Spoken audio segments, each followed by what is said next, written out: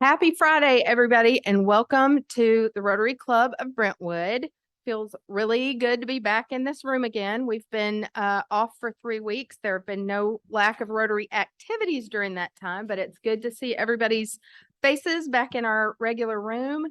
It's a great Friday for a couple of reasons. We avoided a national rail strike this week. Personally, yes, I personally handled that. And it's also Curry Andrews is back. It just feels like when Curry comes back after summer in Michigan, it feels like Mercury is out of retrograde and everything is good in the world. So yay, Curry's back. We will.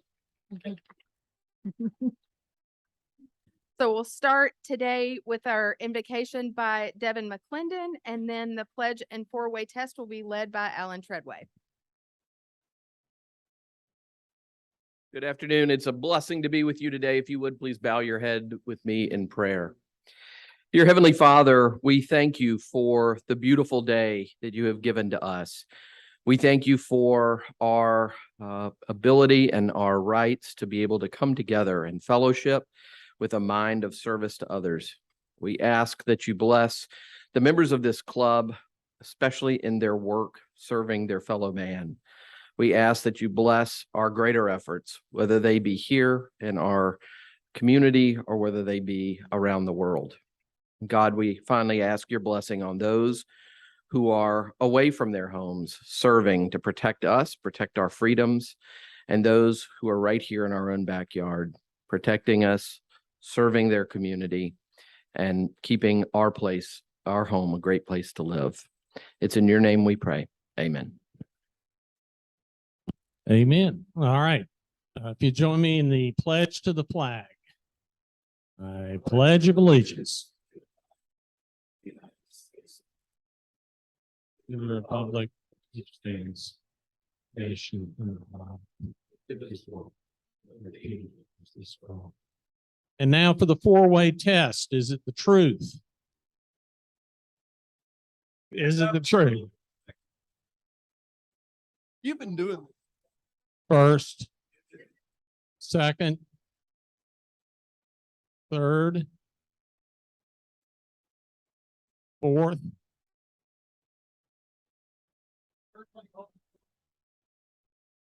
Hey, next time we need to put Alan on that prayer list. That's right.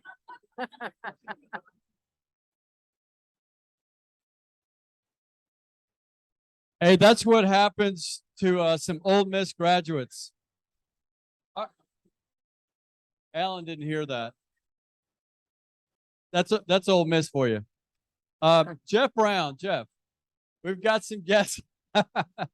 We've got some guests today. Where'd Jeff Brown go? Oh, there you go. Jeff has two guests introduced to us today.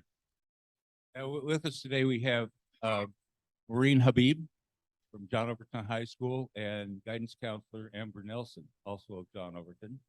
And Maureen is going to be our Rotary Minute speaker. Awesome. Welcome. David Carden, where'd you? Oh, there you go. He's going to introduce his. I've got Ashley Johns with me. She's a project manager at Rev Spring, and we've been friends for a number of years. And she wanted to come be with people because she works remote most of the time. So Glad to have you. All right, Jack, you did have your visitors show up. All right. Anuradha Mehan, yeah. Well, I'm a physician, work with Williamson Medical Group in Spring Hill. And I thought it's time to do something giving back to the community since my children are all in college and settled. And I'm involved in a lot of other associations, but I've always wanted to be in the Rotary Club when I was in India, when I first entered some sort of a science competition, and I was amazed by what Rotary did then. So I tried to join then, but it was a lot of like changing countries. And then finally over here, I decided this is the right time. And I appreciate Jack welcoming me to this community, and I'll be willing to serve everyone. Thank you. Hi, everybody. First of all, Jack, thank you for the invite. My name is Russ Cover. My wife and I just relocated here. I'm not supposed to say this part out loud, but from California.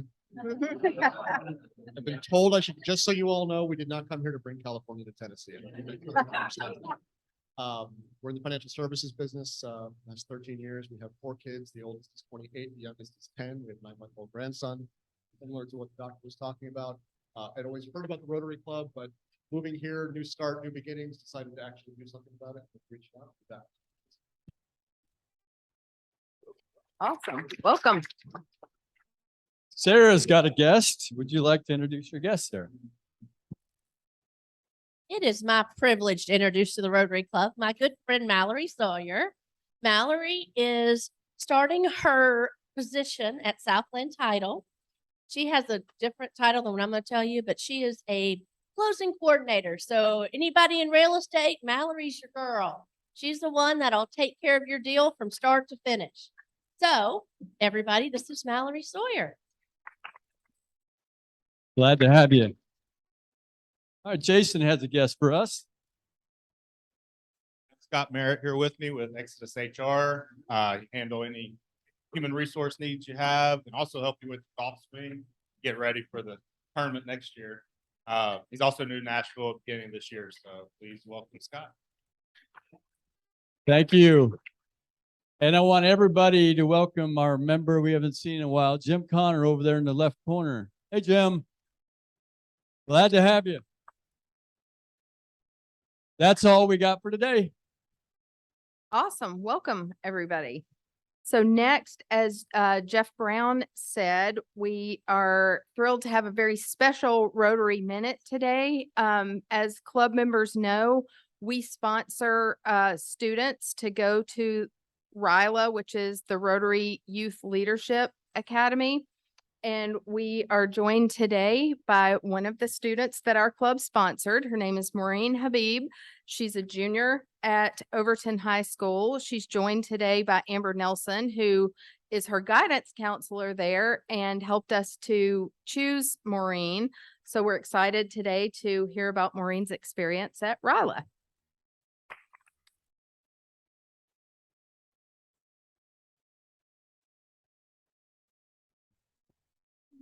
Hi, my name is Maureen Habib, and I'm from John Overton High School.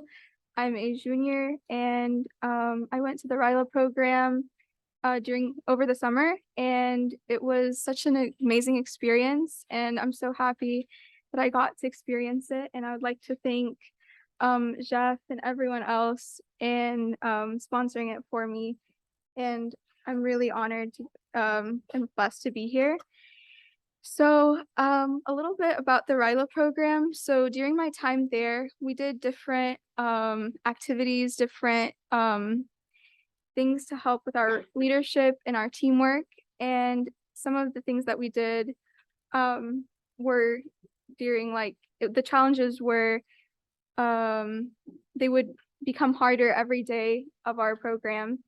And in the beginning, it was more of introductions, and being there, it helped me grow in the teamwork and in leadership because I got to know different people, and these people have become my friends till this day. And we even have a group chat, and just getting to know them has been such a blessing, and getting to know everyone there at Rylo.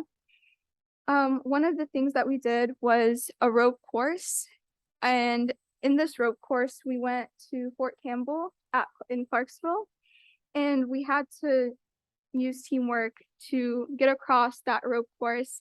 And that was such a very it was a frightening experience, but it was also pretty fun. And we had to put lots of trust in each other to lead us to that end of the rope course, and that taught me lots of things. It taught me how to trust, how to understand different people and how they think, and work with them to get to a point, get to something in my life, not just that rope course, the end of it. And one thing that I really enjoyed at the Rylo program was we built bikes for the kids, like the local kids there. And I've never been that close to the community, just doing something myself. And that really showed me how much we can do with the community, and just doing that small thing brought those kids lots of joy, and it brought me lots of joy just seeing their faces getting the bikes. And at one of the very end, our activities was a trust fall, and it taught me more about trust, and it taught me more about community. It taught me more about how to trust people even if they were complete strangers. Like 5 days ago, we didn't know each other, and then now we're just falling and like want to, like, they're trying to catch me. And it was such an amazing experience just to be there. Finally, the last thing that we did was a Rylo Walk, and that was probably the most craziest thing. It doesn't seem a lot, but what we did was we all stood together and we were asked questions. In the beginning, it was like funny questions, and then at the end, it became more personal. And just seeing the different experiences people had made me more self-aware of the different struggles everyone is facing, like day to day. And it made me thankful and also very, like, happy that I was a part of that. And every day what we do, we would go into our smaller groups and we would talk about our day. And that day after the Rylo Walk, it was pretty emotional. Everyone started talking about their different experiences, and just getting to know everyone was just such a blessing. And there were also different talks that they gave us throughout the week that taught me about different personalities, different people, how people react to different things.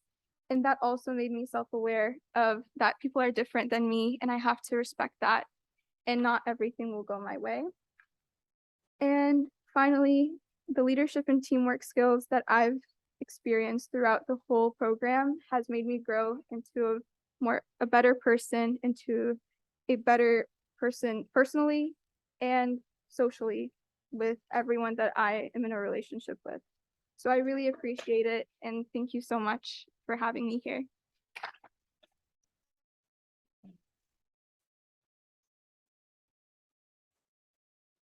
Okay, y'all, is that why we're Rotarians or what? And Maureen was nervous about speaking. You nailed it. You nailed it, and we hope that you are a future Rotarian. Thank you for being here. Now it is time for Happy Bucks. So Sherry Koss.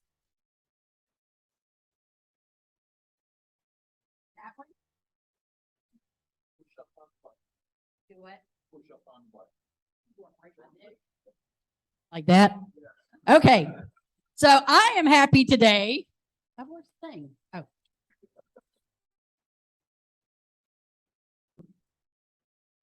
I'm a hot mess up here.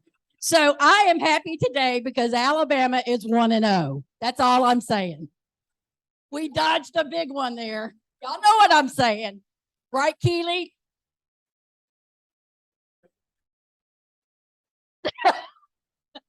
Who else? Okay, who else is happy? All right. Hello. So I'm happy today, a lot because of the members of this club. Over the years, those of you that particularly have been members for a long time have always been very encouraging of me. After I joined this club, it wasn't much longer after that I decided to run for public office. And if you'll remember way back to 2009, I think the best man won at that time, and that was Ray Little. And I don't think Ray's here, but he's done an awesome job. I say all of that because I'm happy because of the members of this club encouraging me, and you know who you are who've been calling me. I've decided to run for office again. So I won't get into it. Thank you. I won't get into it because Rotary's not the place we get political, but I want to say I'm appreciative for those that have been calling and saying there's an opportunity, please step up. So thank you. Okay. Hello. Back up. You're scaring me. I'm going to say I'm also, and it's not a political organization, but I am very, very happy that Devin is running. And so I hope we can all support him. And I'm extremely excited. We have an amazing candidate running in January.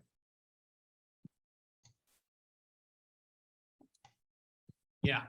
Knock yourself out, Devin. I'm with you, bud. Trying to get my vote. Hey, I just had one thing to say, University of Alabama. Did you know that the toothbrush was invented at the University of Alabama? You know why? Because anywhere else it'd be called a teeth brush. There you go. No. So many things I could say, but you're recording me, right?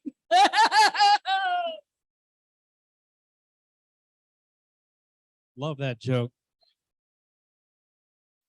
A few weeks ago, when I spoke to you about all things Brentwood, I had the opportunity to introduce to you the other Jay Evans, a young man here of the same name who claims some relation to me. I don't know. But today, as our guest speaker, I'll get to introduce his boss. And so I'm putting in $10 in his honor because it must take a lot of courage to go into the office every day. All right, next.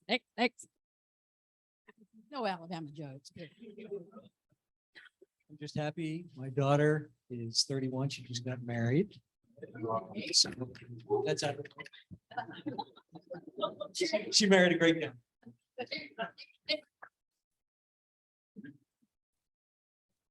I am extremely, very, very ultimately happy that Alan knows how to count. A tough crowd. Okay, who's next? Next, anybody else happy? Want to share any jokes?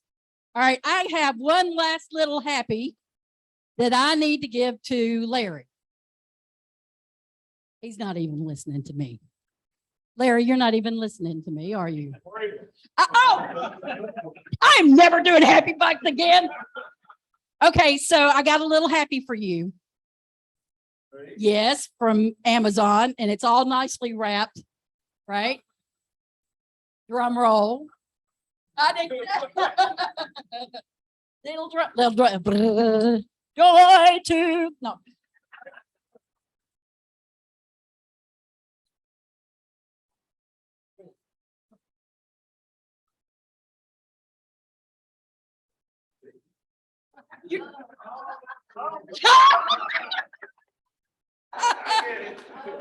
Larry's lecture now can be in an RSVP count.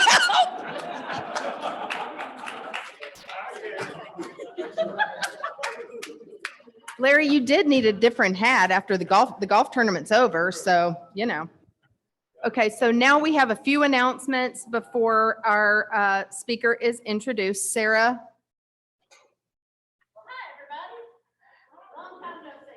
Wait for a microphone. Zoom can't hear you. There you go. It's the only time in my life someone's willingly given me a microphone. Just putting that out there, everybody. Saying I was too quiet. But anyways, I am so thrilled to announce to everybody that the playground that you guys have worked so hard on giving your money and helping is finally a reality. So,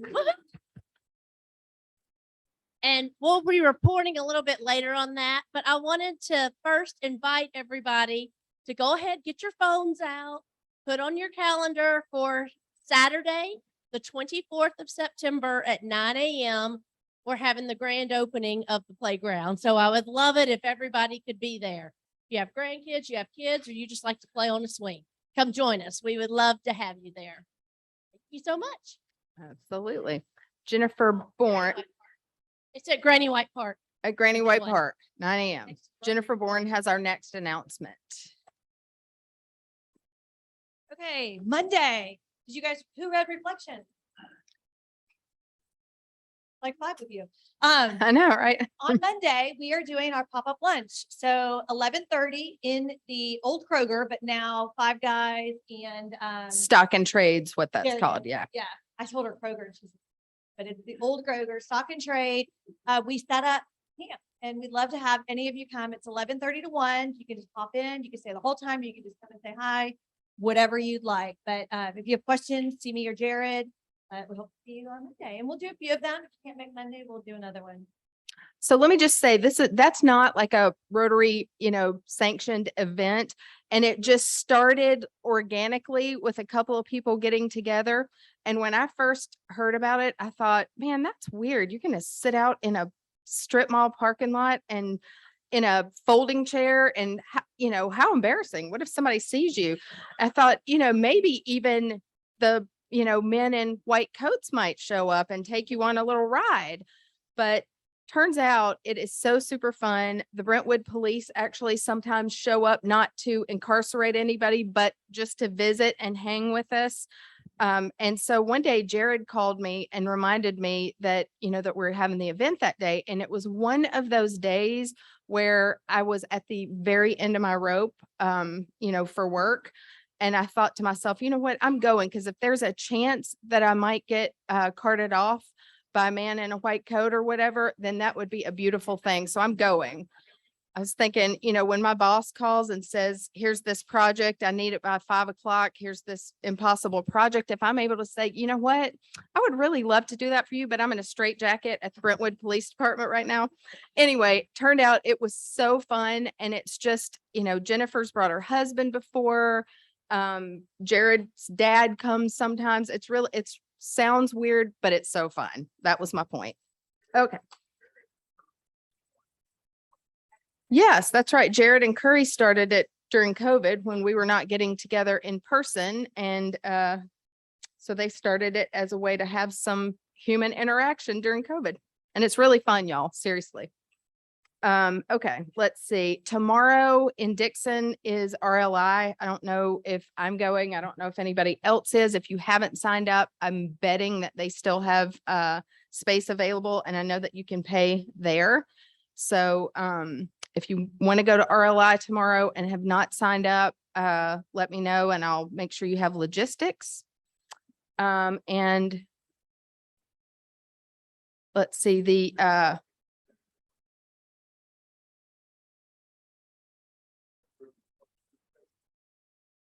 okay. I didn't even know that. I'll submit my bill. Yeah, okay, the club pays for it. So if you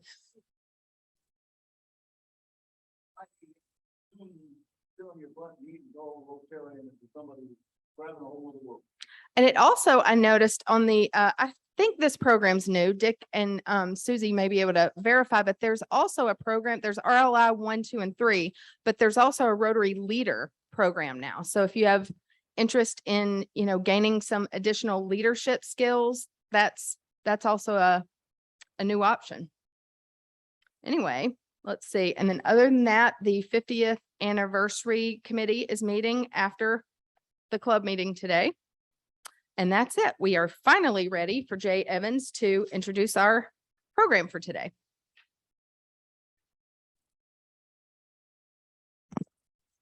Good afternoon, fellow Rotarians. No doubt we are all big fans of our hometown minor league baseball team, the Nashville Sounds. Woo-hoo. The team that, as you know, is the AAA affiliate of the Milwaukee Brewers. But did you also know that they are atop and have been atop the International League standings almost all season? They have a record currently of 83-54 with only 12 games left in the season. The Nashville Sounds are on fire. Well, it's my pleasure to introduce to you their general manager and chief of operations, our chief operating officer, Mr. Adam English, who is in charge of all of the day-to-day functions of that ballpark. A native of Lexington, Kentucky, Mr. English joined the Sounds in October of 2021 after having served as vice president and general manager for the Gwinnett Stripers. They are the AAA affiliate of the Atlanta Braves, where he spent the previous 3 seasons. And I understand during his tenure there, he wound up with a nice little ring on his finger, right? Prior to his time in Gwinnett, he was previously with the AAA Sacramento River Cats from 2013 to 2018, where he began as a director of ticket sales and received promotions up to senior director of ticket sales and vice president of ticket sales and service. Adam graduated from Transylvania University in Lexington with a bachelor's degree in business administration. Currently, Adam resides with his wife in Franklin. Her name is Kirsten, and they have a son, Truett. Adam.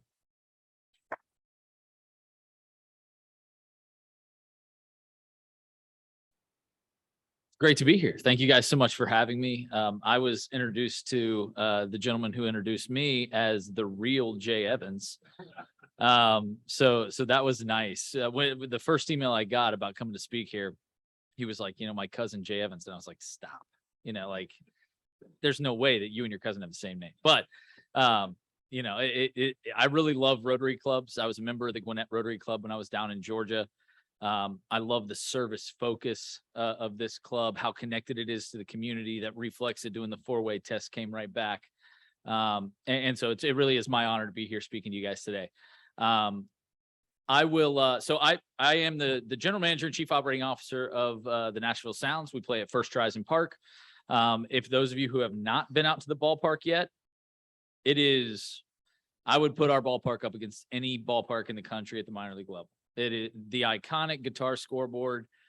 It was built the right way with a great skyline view. It really is a tremendous facility. So I want to talk to you guys a little bit about what I do for the ballpark, a little bit about my background, and then I'll get into some of the stuff here in this presentation that I put together for you guys today. So I did grow up in Lexington, Kentucky. This is my 18th or 19th season in minor league baseball. I played baseball at Transylvania University. I met a gentleman here today who has a summer house down the street from my college, the president of my college. I was thrown a bit because when I was there, he didn't let me call him Charlie, but an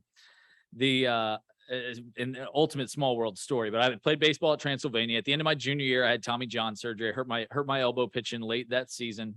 And I was faced with the same thing that every athlete, no matter the level, is eventually faced with, right? You look yourself in the mirror and you say, maybe I'm done doing what I've done my whole life. And so I started thinking about what's next. And yes, I was getting a business degree at Transylvania. I didn't really know what I wanted to do.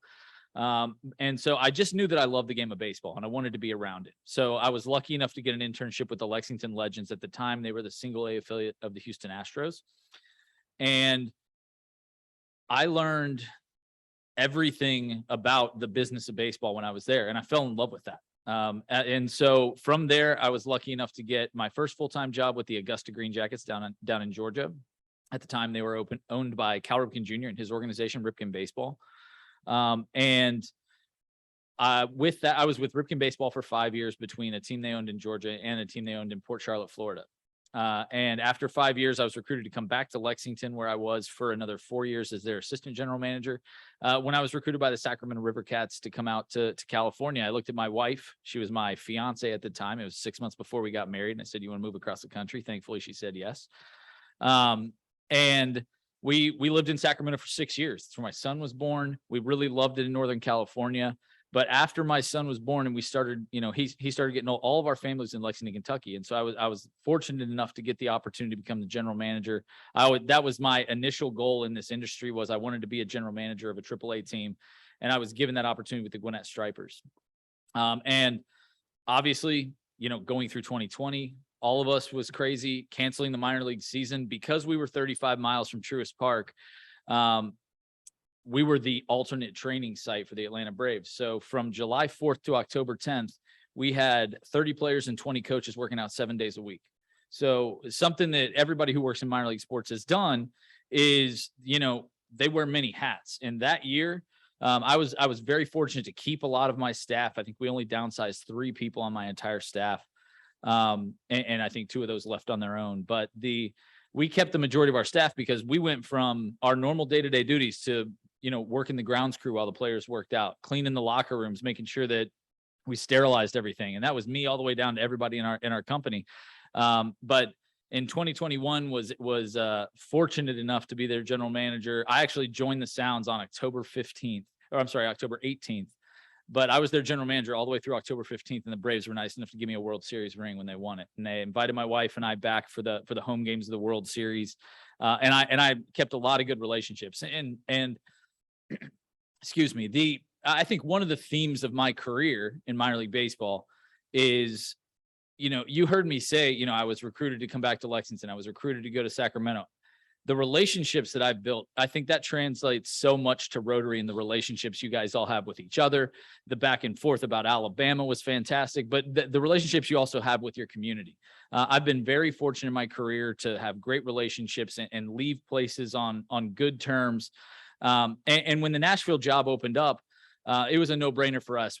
Our move to Georgia was to get closer to family and because it was a promotion for me. My move to Nashville, I'm biased because I'm here, but I think that if you polled executives across minor league baseball, Nashville's probably the #1 AAA job in the country. And I'm very blessed to be here.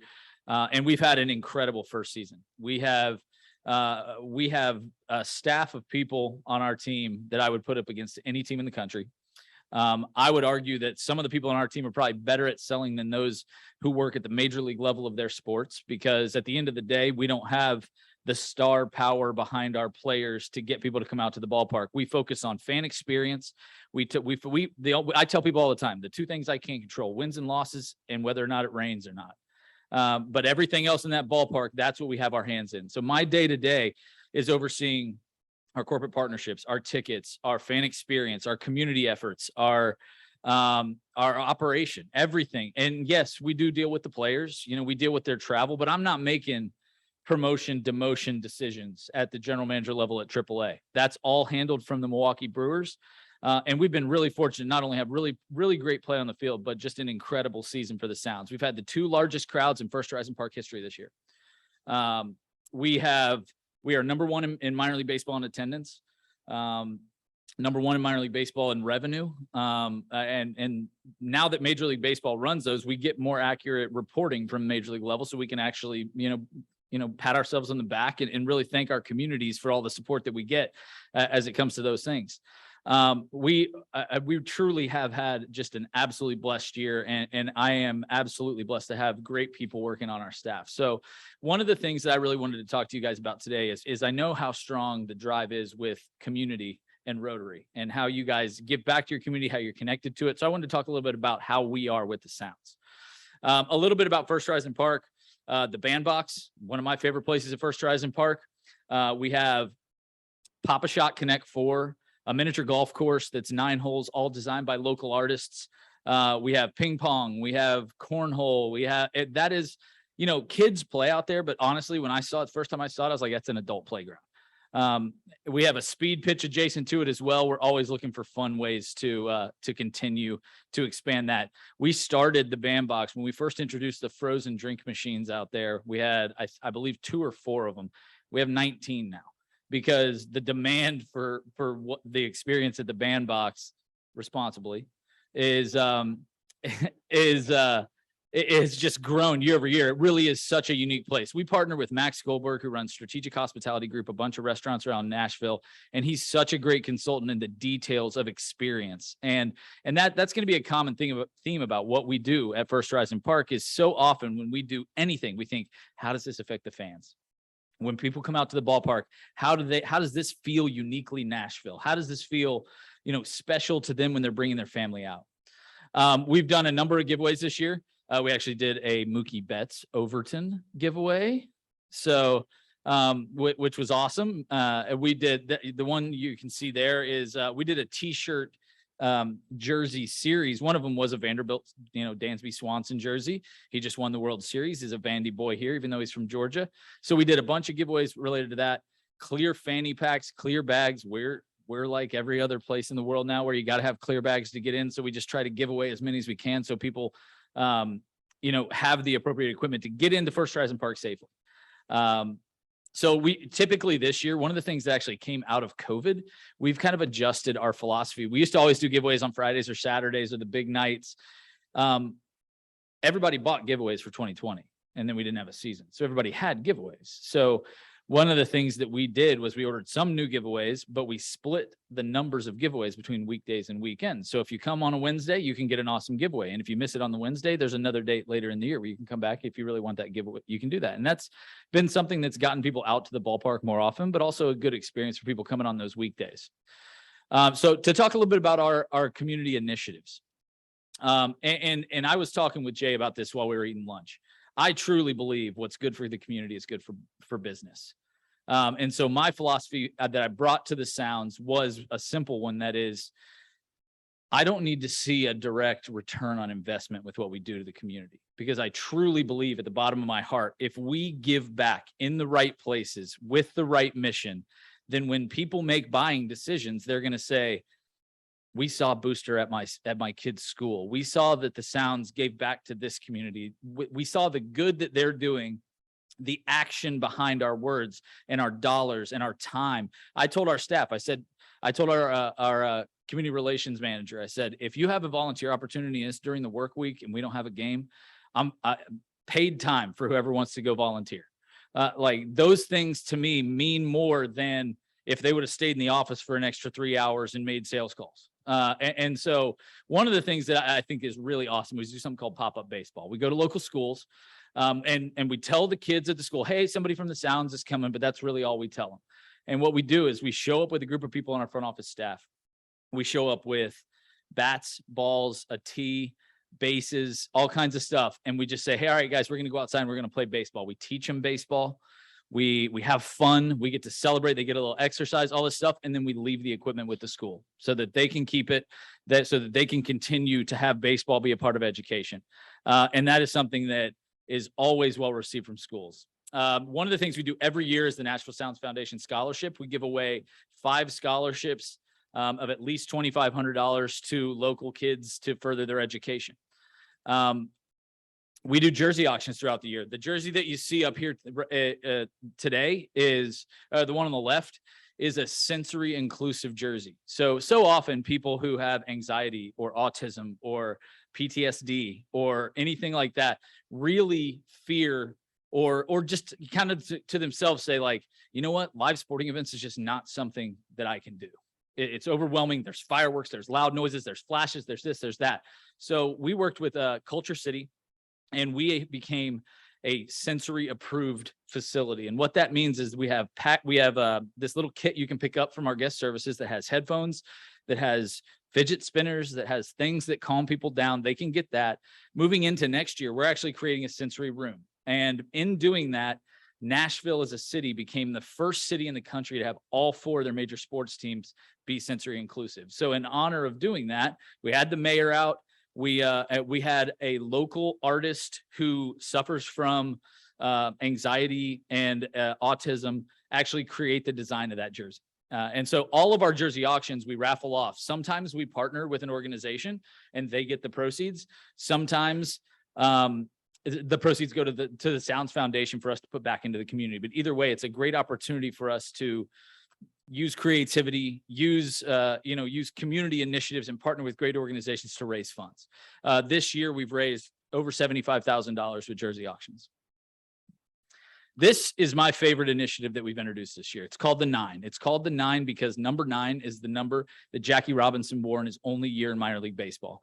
This initiative was launched by Major League Baseball, and they kind of offered it to teams and said, hey, how do you do this? Or they said, anybody can participate.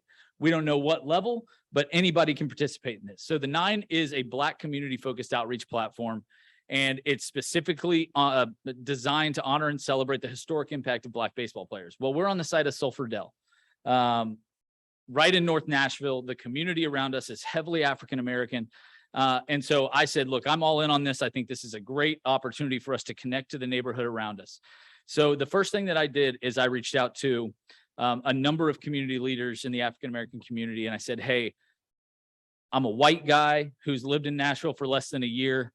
I'm not going to stand up here and tell you how we're going to make an impact in the African-American community. So I put together a 12 to 15 person steering committee of African-American leaders. I sat down at lunch with them and I said, how do we do this? Like, here's some ideas that I have, but I need to hear from you guys. How can we make a positive impact in this? So first and foremost, I sat down with Dr. Harriet Kimbrough Hamilton at lunch. Her father, Henry Kimbrough, is one of the most famous and most successful Black baseball players from Nashville. And so I sat down with her and I said, hey, I'd love to honor your father at a game this year. And she said, she was taken aback. She's like, wow, that's incredible. And then she put her hand up like this and she said, my father was adamant about not only the history of Black baseball players in Nashville being told, but it being told in the right order. And so without Turkey Stearns, Norman Turkey Stearns, there is no Henry Kimbrough. So while I would love it if you would honor my father, you need to honor him first. So I was kind of like, man, okay. So I had to go start doing, I'd never heard of Turkey Stearns. Turkey Stearns is the only native born Tennessean in the Baseball Hall of Fame. He played for the Detroit Monarchs in the Negro League. And by all accounts, there weren't great records of statistics and all that kind of stuff kept in the Negro Leagues, but he was like a mix of Ty Cobb and Mickey Mantle. He could hit for power. He could run. He was a true 5-tool player. And they called him Turkey Stearns because when he ran, he kind of looked like a turkey. So, and that nickname stuck. So after doing a bunch of research, I put in some great time with local baseball historians who could kind of help me and our team. Outside of the steering committee and the public, I also have an internal committee that works on this because I knew that these people have lives and jobs and responsibilities. I want the ideas, and then I want to do the legwork of what we need to do. So we did some research. We found his daughters in Detroit, and so we honored Turkey Stearns with a T-shirt giveaway on June the 10th this year, and his two daughters from Detroit. We brought them down. We put them up in a hotel. They sang the national anthem at our game. And we did a video tribute to Norman Turkey Stearns.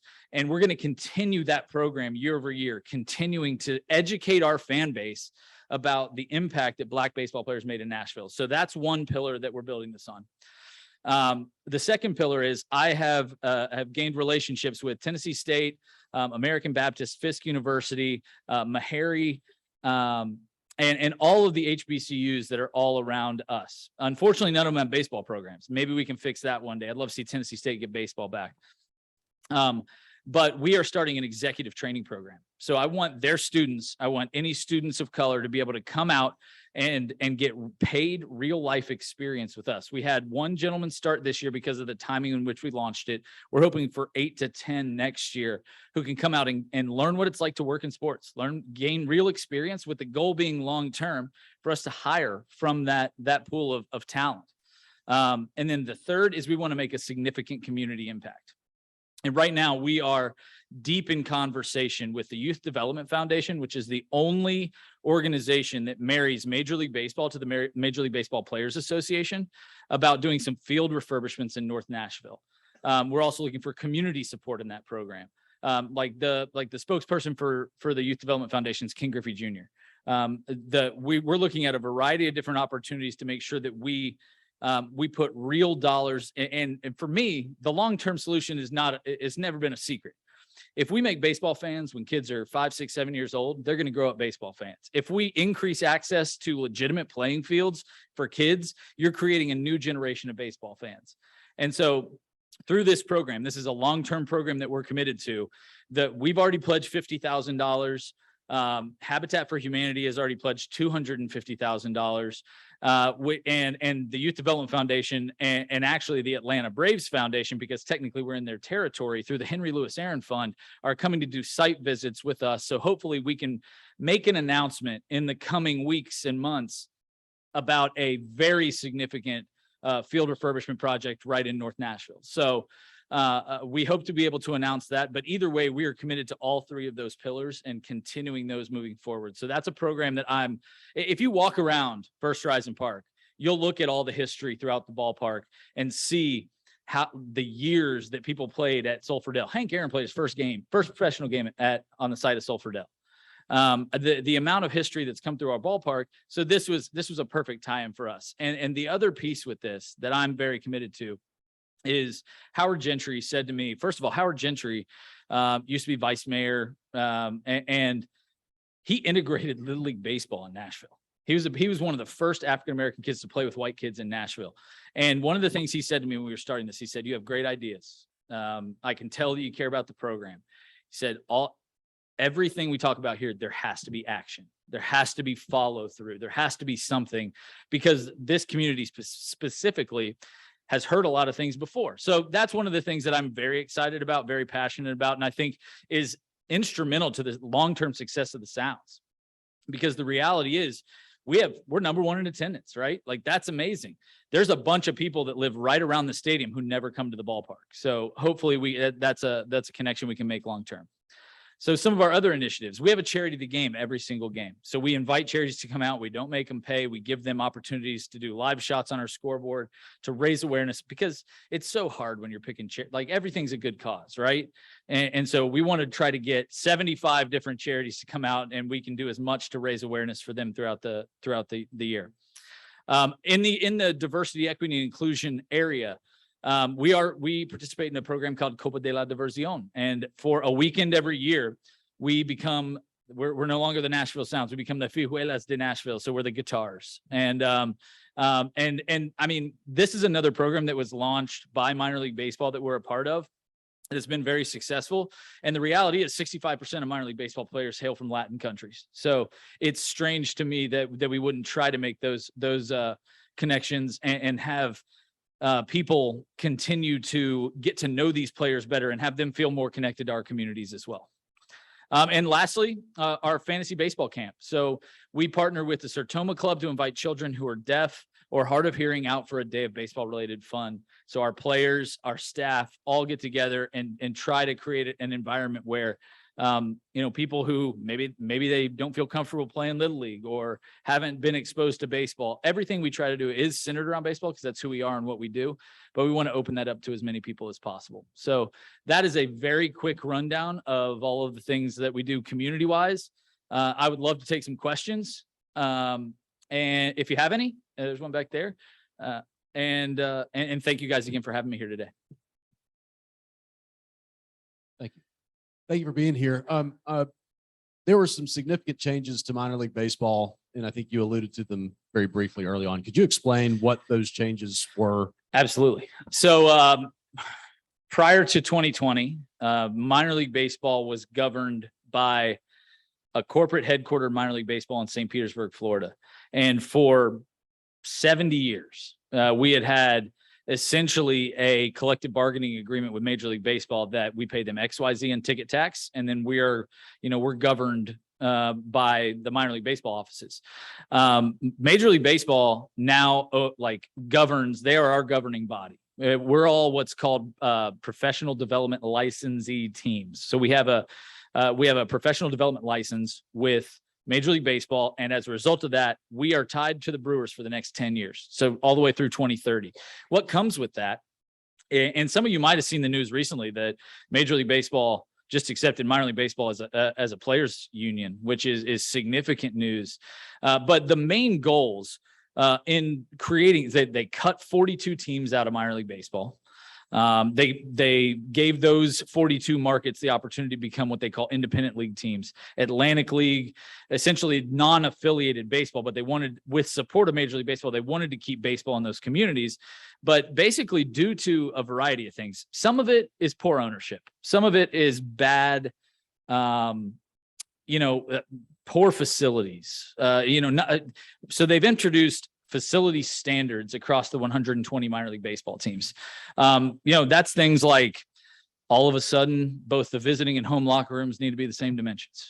Some of them seem silly, but they're all focused on player health and wellness. And the reality is, if you think about it, it is pretty crazy that if you play at Vanderbilt, you get drafted into professional baseball. And this is no disrespect to where I started, but you then, let's say, get assigned to Augusta, Georgia, back when they were playing in Lake Olmsted Stadium that was built in 1990. And you're taking a huge step down in the facilities that you're trying to achieve your profession in. And outside of that, you make no money. So, yes, I always tell people when they say, man, like, you work in baseball, like, my kid's a pretty good athlete. Like, what sport would you recommend they go into? I said, baseball. Because if you make it to Major League Baseball, every contract's guaranteed. You could be a left-handed, specialty pitcher who throws 1 inning a game and you make $7 million a year guaranteed, right? Like what, but the path to get there is crazy. You're riding buses, you're playing all these games. And some of the environments that you're in really bad. So for us, for example, we put $1 million into First Horizon Park going into this year. Any fan that walks in the stadium wouldn't notice a single one of them, outside of the fact that maybe if you're on the third baseline, you'd be like, oh, hey, look at this Kroger grab and go market. That looks cool. That looks new. And you can go in there and grab a beer and move on. Well, the reality is the reason we had to do that is because in order to make our training room, our locker room, and everything on the visiting side up to standard, we had to take out walls and take up half of a concession stand that was behind there. So, you know, all of the changes are player health and wellness related. And I think a lot of them are for the good long term. But we're in a very fortunate spot because we have a great facility. You know, some of the other 120 are in the process now of trying to build new stadiums, because when they went through and did their facility assessment, it was like, I don't even know where to begin. So they want every field to be the same. They want all of that stuff. So that's a long-winded answer. Sorry, but it's basically so that Major League Baseball now has the ability to control the experience for their players from the time they get drafted all the way up. They know that every facility they go to is going to meet a certain standard. The how we travel, all that kind of stuff is more regulated now. And so some of it's a lot of red tape, some of it's taken some adjusting to get to, but I personally have a belief that long-term it's going to be much better for baseball. I'm curious, with the Gwinnett team being so close to Atlanta, wouldn't that affect the attendance? Yeah. So Gwinnett, when I got there, they were last in the International League in attendance. We increased about 12% in my first year there. So again, you look at Atlanta, there's 5 million people. So there's more than enough to go around there, but absolutely it's a challenge. On any given night, there's a very real buyer decision that has to be made for a lot of people in Atlanta, where it's like, do I want to go Braves game or do I want to go a Stripers game? And so it definitely affects them. I mean, I think, but the reality is Gwinnett's a really strong community. Their county alone is 1 million people. So there's more than enough to go around. And prior to the pandemic, we were tracking 20% up on our year over year numbers. So I think that, look, will Gwinnett ever be Nashville? No way. But could Gwinnett average 4,000 to 5,000 people a game instead of 3? Yeah, absolutely. But it's definitely a challenge. I mean, to market in a community where the Atlanta Braves are everywhere and that brand is so strong and so big, it was a challenge for sure. But you know, I answered that question 1 million times when I was the GM down there, and I truly do believe in that staff and that market. It can continue to be stronger than it was previously, but it's never going to be a top 10 or 15 in attendance minor league baseball team.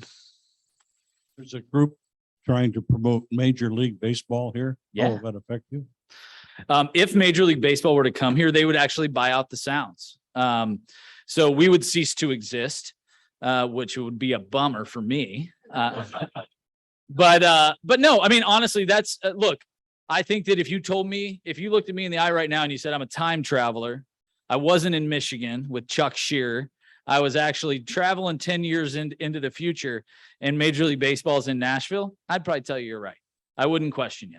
I mean, if Nashville continues to grow as it is, I sat in a sports authority meeting yesterday and watch them talk about the proposed new Titans Stadium and the East Bank development. And I left that meeting and I said, man, that if that happens the way that they say it's going to happen, it could transform this city. You know, you think about Oracle coming in 2026 and Amazon continuing to build here. I think the thing for me that's missing when it comes to Major League Baseball, like we're always flattered when people say like, oh, Nashville's going to get Major League Baseball. It's like, yeah, we're a great sports town. That's really flattering too, because we're #1 in attendance in minor league baseball. So yeah, if you were looking for a market, you might go to the top few teams in minor league baseball and say, hey, could they support a Major League Baseball team? I will say this for me personally, this is not me talking as it sounds. Y'all, well, it is being recorded, but we'll see.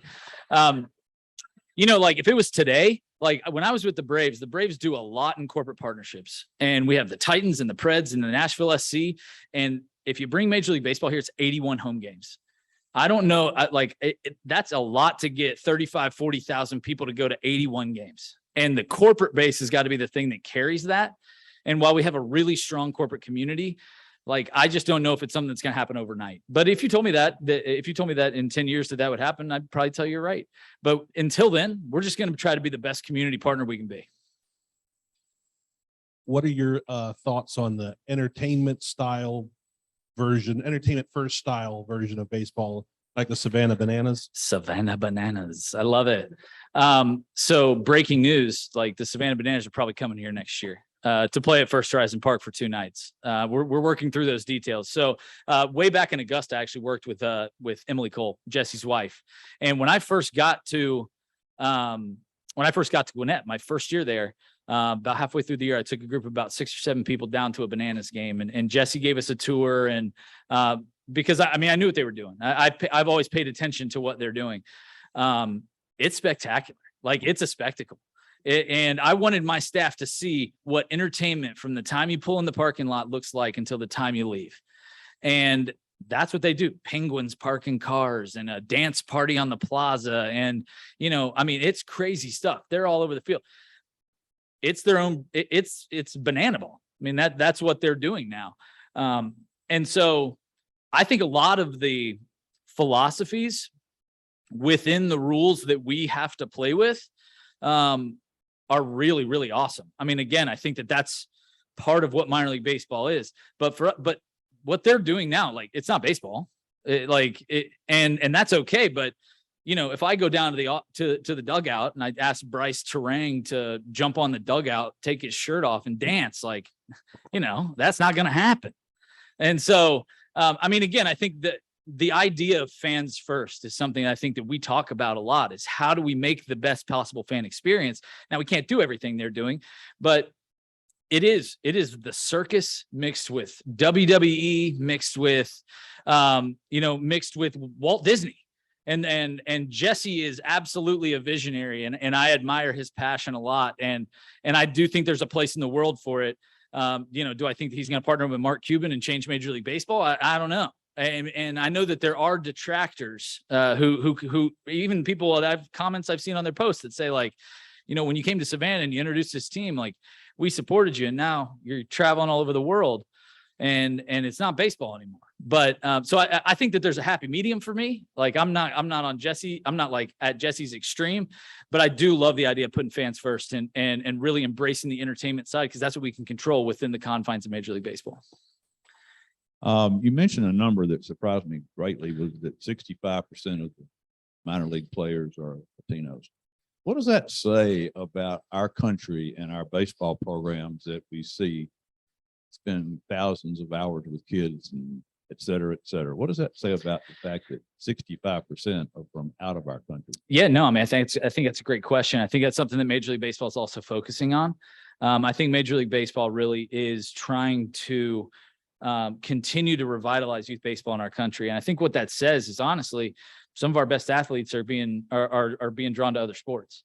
And so when you look at things like the pitch clock that's going to be implemented in Major League Baseball next year, you look at a variety of rule changes, a little bit bigger bases, all kinds of stuff that they're trying to do to speed up the pace of game. And they've done a ton of research about what people want to see when they come to get. They want to see more stolen bases. They want to see more singles or more doubles and triples, less walks, less like, a guy lines one right up the middle, but the shift is on. And so, it's just another ground out, less pickoff moves, things that slow the game down. What we've seen the first week of the season this year, our average game time was 3 hours and 35 minutes. They started, and they gave the players and coaches a week of leeway before they started implementing the pitch clock rules, which the pitch clock rules are: in between batters, you have 25 seconds. In between pitches, if there's nobody on base, it goes to 19 seconds. And if there's nobody on base, it goes to 14 seconds. And if there is somebody on base, it goes to 19 seconds. And the batter has to be ready for the pitch when the clock hits 9, or it's an automatic ball. And if the pitcher lets the pitch clock run out, it's a strike. If the pitcher lets the pitch clock run out, it's an automatic ball. As soon as they started implementing those rules, our average game time now is about 2 hours and 35 minutes. And when they first started doing it, the first game they did it, we were on the road down in Gwinnett with my old team. It was an hour and 55-minute game. And so there was a little period too where it was like, I think in their minds, they were like, gotta go, gotta go, gotta go. Right. And then after they did it for about a week, it was like, the pitcher was like, okay, like I've got 9 seconds to throw the ball. So we saw kind of a correction. So I think they're trying to make it more appealing. They're really trying to continue to advance the game without ruining the spirit of what the game is. So we'll see. But again, I mean, I think that like it's part of the heritage in Latin America. These guys grow up, playing with rocks and sticks, and the facilities down there are getting developed, and they're just producing so much talent. But the variety of options that kids have to play sports these days is diluting the pool of people who want to say, like, I want to be a baseball player. Last question right here. You kind of just hit on this with rules that y'all test out each year.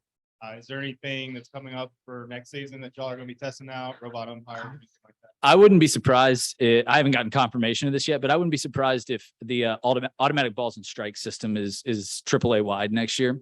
That doesn't mean that umpires aren't going to be there, but essentially the umpires have a headset in, and there's software in every stadium that basically gives them a beep on ball. It was in Charlotte this year, and it was all over the Pacific Coast League this year. And they've gotten pretty good results from it. And each team, I think, has like 2 challenges a game. So I think that they're the strike zone where, growing up, it was always like, well, that's the good thing about baseball is it's flawed, right? Until it's the playoffs and you got somebody ringing you up on a pitch this far outside, and then everybody's angry. So I think they're trying to make the lives of the umpires a little bit easier. And also that speeds up the pace of play of the game as well. So I wouldn't be surprised to see that, but we'll see what they come down the line with. Thanks, guys.